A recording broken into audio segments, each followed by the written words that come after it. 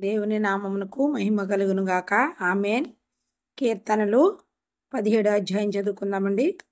యెహోవా న్యాయమును ఆలకించుము, నా మొరను అంగీకరించుము, నా ప్రార్థనకు చెవియొగ్గుము. అది కపటమైన పెదవుల నుండి వచ్చినది కాదు. నీ సన్నిధి నుండి నాకు తీర్పు వచ్చునుగాక. నీ కనుదృష్టి న్యాయముగా చూచును.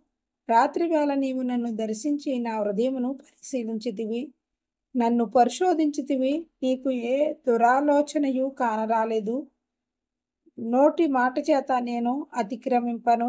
మనుషులు కార్యములు విషయమైతే బలాత్కారుల మార్గములు తప్పించుకొనుటకై నీ నోటి మాటను బట్టి నన్ను నేను కాపాడుకొని ఉన్నాను.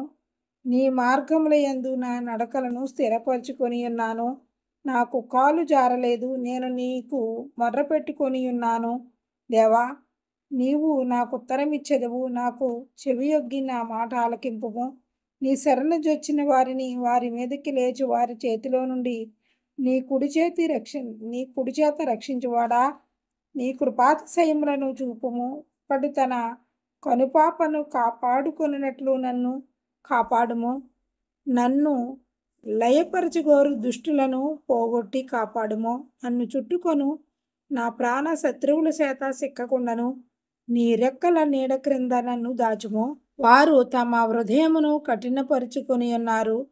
వారి నోరు గర్వముగా మాటలాడును. మా అడుగు జాడలను గుర్తుపట్టి వారిప్పుడు మమ్ము చుట్టుకొని ఉన్నారు. మమ్మును నేలను కూల్చుటకు గురిచూచుచున్నారు. వారు చీల్చుటకు ఆతురపడు సింహము వలెను, చాటైన స్థలములలో పొంచు కొదమ సింహము వలెను ఉన్నారు.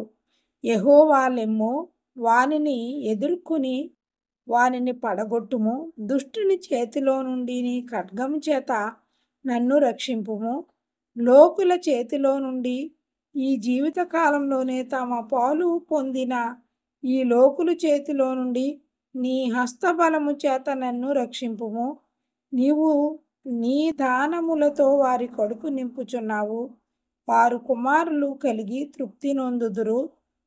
తమ ఆస్తిని తమ పిల్లలకు విడిచిపెట్టుదురు.